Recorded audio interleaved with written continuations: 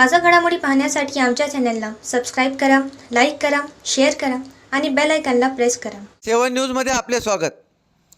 RTOमधील बेमुदत संपाने कामकाज कोलमडले. मोटर वाहन विभागातील कर्मचाऱ्यांच्या प्रलंबित मागण्यासाठी दिनांक 24 सप्टेंबरपासून बेमुदत संप पुकारल्याने कार्यालयातील कामकाज कोलमडले आहे. या संपात 11 कर्मचारी सहभागी झाले आहेत. संपामुळे मात्र अधिकारी कार्यालयात तळ ठोकून असून आलेल्याचे कामकाज त्यांनाच हाताळावे लागत असल्याचे कामाचा ताण त्यांच्यावर वाढला आहे.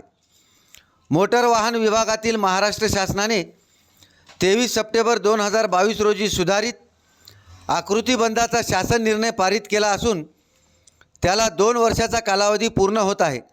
परंतु आकृतीबंधाच्या अंमलबजावणीसाठी शासन प्रशासन स्तरावर कोणतीही ठोस कारवाई होत नसल्याने मोटर वाहन विभाग कर्मचारी संघटनेच्या वतीने दिनांक 24 सप्टेंबरपासून मोटर वाहन विभागातील कर्मचाऱ्यांनी बेमुदत संपावर जाण्याचा निर्णय घेतला आहे. त्यानुसार संपाच्या दुसऱ्या दिवशीही कार्यालयातील कामकाज कोलमडलेले निदर्शनास आले. A7 न्यूजसाठी अनिस अहमद, हिंगोली.